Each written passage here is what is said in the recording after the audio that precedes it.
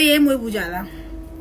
The get the ye said the Australian allo you bound me be the ye muri muebula. Tamo the ye mure do the jawa jabula. Elia di name at the ye mure do the jawa pijama. The ye or muila bade, and metro jala baptito mesra tabi me sends out to the jabono. Turuga a yan chantare a yan chanare, but matro needed Hobart Chamaga, Queen Lobeshi.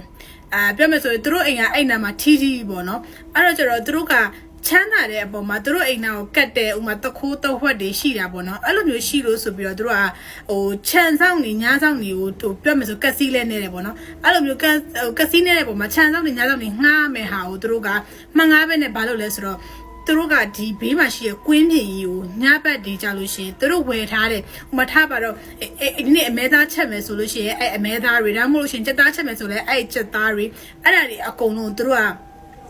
တို့အိမ်တွေယူပြီးပြီလားဆိုအဲ့ကွင်းပြင်တွေကိုသူတို့ပြစ်တာအဲ့လိုပြစ်တာပြောတော့ပထမပိုင်းကတော့သူတို့အဲ့လိုမျိုးပြစ်တဲ့အချိန်မှာသူတို့ဟိုလာစားတဲ့ဟာတွေသူတို့အရှိတ်မဲမဲတွေသူတို့မြင်ရတယ်ကွာအဲ့လိုမြင်ရပြီးတဲ့အချိန်မှာနောက်ပိုင်းလဲကြာရောအဲ့သူတို့ဖြစ်တဲ့အချိန်ရောက်ပြီဆိုလို့ရှိရင်အဲ့ဒီပြောရတဲ့ရဲတွေပေါ့နော်အဲ့တရဲတွေကအဲ့ချန်စီကိုတခြားမှာသူတို့ကလာပြီးတော့အရေးအမဲကြီးတွေဟိုလိုမျိုးပြူးဖြစ်နေမျိုးမဟုတ်ဘူးနော်အဲ့လိုအရေးအမဲတွေလာပြီးဒီလိုပေါ့နော်ရင်းထိုးနေတယ်လို့မျိုးရှိရင်အဲ့တော့အဲ့ခါကျသူတို့အသားတွေကိုပြစ်လိုက်တယ်ပေါ့နော်အဲ့လိုနဲ့တဖြည်းဖြည်းနဲ့ तू ကဟိုပြောမယ်ဆိုရှိတမျှဥမာထမင်းချမ်းဟင်းချမ်းတွေရောအကုန်လုံးအဲ့မှာသူတို့ပြစ်တာပြစ်တော့ကျတော့အဲ့တရဲတွေကအဲ့ဟာတွေကိုသူတို့စားတော့ပြီးတော့အဲ့ဒီမှာနှစ်ချို့တရဲတွေရှိမှာပေါ့နော်တရဲကြတော့အဲ့ဒီထဲမှာပြောမယ်ဆိုခြံထဲကိုဟိုဆွတ်ဆက်ပြီးလဲဝင်လို့မရဘူးလေအဲ့တော့ကျတော့အဲ့ခြံစီရိုးမှာသူတို့ရှိနေတော့ကျတော့တရက်မှာအဲ့ဒီတခြားမျိုးကနေလာတဲ့ကောင်မလေးပေါ့နော်ဒီဖြစ်စဉ်ကိုပြပြတဲ့ကောင်မလေးက तू ကအဲ့အကြောင်းတော့ဘာမှမသိဘဲနဲ့အဲ့အိမ်ကိုရောက်သွားတဲ့အချိန်မှာ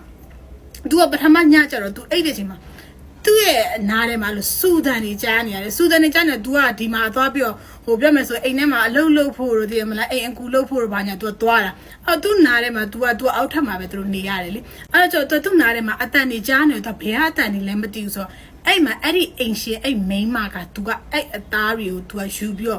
့ပြောမယ်ဆိုလို့ရှိရင်ဟိုဒီခြံစည်းကိုအပြင်ဘက်ကိုပြစ်တာပြစ်တော့အဲ့မှာ तू ခုနကြားခဲ့တဲ့အဲ့ဝူးဝဲအတန်တွေနဲ့တွေ့တယ်ကိုဘယ်ဟုတ်မလဲအဲ့ဒါတွေကအဲ့လိုမျိုးမကောင်းဆိုးဝါးတွေအော်နေအတန်တွေပေါ့နော်အဲ့အချိန်မှာအဲ့အသားတွေလည်းပြစ်လိုက်ကိုအဲ့ခုနကလှုပ်ရှားနေအရေးတွေ तू မရှိတော့ဘူးပေါ့နော်အဲ့မှာ तू တော်တော် shock ရသွားပြီးတော့အင်ရှင်လုံနေတာ तू ဘာမှလည်း तू ပြောလို့မရဘူးလေဒီတိုင်းပဲနေတာပေါ့နော်အော် तू တို့ကဒီလိုပဲကျွေးမွေးနေရဆို तू ဘာမှအဲ့လိုအထွတ်မတက်ဘူးအဲ့လိုမျိုး तू အဲ့လိုအသားတွေကို तू စီထားရပါတော့နောက်ရက်မိုးလေးနဲ့ခါကြလို့ရှိရင်ကြည့်လိုက်လို့ရှိရင်အဲ့မင်းညတင်ခဲ့တဲ့ဟာဒီမှာဘာမှမရှိတော့ဘူးတည်ရမလားအကုန်အပြောင်ရှင်းမယ်အဲ့နဲ့သူ့အဲ့အိမ်ပိုင်ရှင်ဘွားတော်ကပြောတယ်မင်းပေါ့နော်ဒီအိမ်ထဲမှာဟိုအဆောင်အရှောက်တွေရှိတယ်ပေါ့နော်အဲ့အဆောင်အရှောက်တွေကိုတဲ့ငါတို့ကပေါ့ဟာအသားတွေနဲ့တဲ့ဆက်တာရတယ်တဲ့အဲ့ဒါကြောင့်မလို့နင်ကဒီအလုပ်ကိုလုပ်ရမယ်ပေါ့နော်ညရောက်ပြီဆိုလို့ရှိရင်အဲ့ဒီအသားတွေကိုအဲ့အုတ်တိုင်းမှာစီထားလိုက်ပြီးပြီလားဆိုရင်သူတို့ကစားလိုက်မယ်ဘာညာပေါ့သူ့အဲ့လိုပြောသူကမင်းညတယ်အဲ့ဒါကိုသူမြင်ပြီးတော့တွေ့ကြမလို့သူကဟိုပြောမယ်ဆိုတော်ကိုသူစက်သိန်းတွေပါထားပြီးတော့ပြောမယ်ဆိုခေါင်းကျိန်းနေပေါ့နော်ဒီတရေတွေကို तू ကသွားပြီးအစာကျွေးရမှာ तू ကရွာသွားတာဆိုတော့သူတို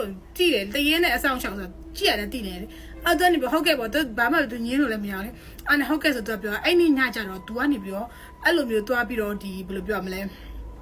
အသားတွေ तू ခိုင်းတဲ့အတိုင်းပေါ့အလို့ရှင်ခိုင်းတဲ့အတိုင်း तू အသားတွေ तू တင်ပေးလိုက်တာအဲ့လိုတင်ပေးလိုက်တဲ့အချိန်မှာ तू တင်နေတော့မှရှိသေးတယ်သူ့မျက်စိအရှိတွေနော်အဲ့လက်အမေကြီးတခုကယူပြီးတော့အဲ့ဒီအသားတွေကိုယူသွားတာအဲ့လက်မှာလဲကွာအမွှေးတွေနဲ့တည်ရမလားအဲ့လိုယူသွားပြီးတော့အဲ့ညအမှောင်ထဲမှာတော့မှသူ့ရဲ့မျက်နှာကိုသူတစ်ချက်လှမ်းမြင်လိုက်တာအဲ့လိုအဆွဲတလို့အရှိတွေကြာနေပြောမယ်ဆိုနှစ်ချို့နေတဲ့တရေကြီးတွေပေါ့နော်အဲ့လိုမျိုးဖြစ်နေ तू အဲ့မှာ तू မြင်ပြီးအဲ့အောင် तू တော်တော်ရှော့ရသွားအဲ့မှာ तू ကအဲ့နေ့ညမှာ तू ဖျားသွားတဲ့ခါမှာ तू ကအဲ့လိုမျိုးသူ့ရဲ့အလုပ်ရှင်ကို तू အဲ့လိုပြောလိုက်တာပေါ့အဲ့ဒါတရေတွေဆိုမဟုတ်ဘူးပေါ့သူ့ကိုဘားနေနိုင်ပြည့်ရိုက်တာကွာပြည့်ရိုက်ပြီးတော့မဟုတ်ဘူးပေါ့ဒါကအဆောင်အရှောက်တွေပါညာဆိုပြီးတော့သူ့တရင်မထွက်အောင်ပေါ့နော်အဲ့လိုမျိုး तू ကလှုပ်ပြီးတဲ့အချိန်မှာနောက်ဘယ်တော့မှမကြဘူးအဲ့အိမ်ထဲမှာပြောမယ်ဆိုလို့ရှိရင်သူတို့ကဟိုလေဘယ်လိုပြောမလဲကြာသွားတော့ကွာဒီတရေတွေကပြောမယ်ဆိုဒီစီးကိုပဲကြော်လိုက်သလားဘယ်လိုလဲတော့မသိဘူးအိမ်ဆောင်နဲ့တွေပါလည်းမရှိတော့လားဘာလားတော့မသိဘူးတဖြည်းဖြည်းနဲ့အဲ့ဒီအိမ်ရဲ့ဟိုပြောမယ်ဆိုအိမ်ထဲမှာရှိတဲ့လူတွေကလည်းတစ်ခုမဟုတ်တစ်ခုနီးလန်းနေနဲ့ပြောမယ်ဆိုစုံပါသွားကြတယ်ပြီးပြီလားဆိုလို့ရှိရင်ဟိုပြောမယ်ဆိုရင်အဲ့အသားတွေကိုသူတို့နောက်ပိုင်းကျတော့ပုံမှန်မကျွေးနိုင်ဘူးစီးပွားရေးအဆင်မပြေရတဲ့ကြုံတဲ့အချိန်တွေကသူတို့ရဲ့အသားတွေကပုံမှန်မကျွေးနိုင်တော့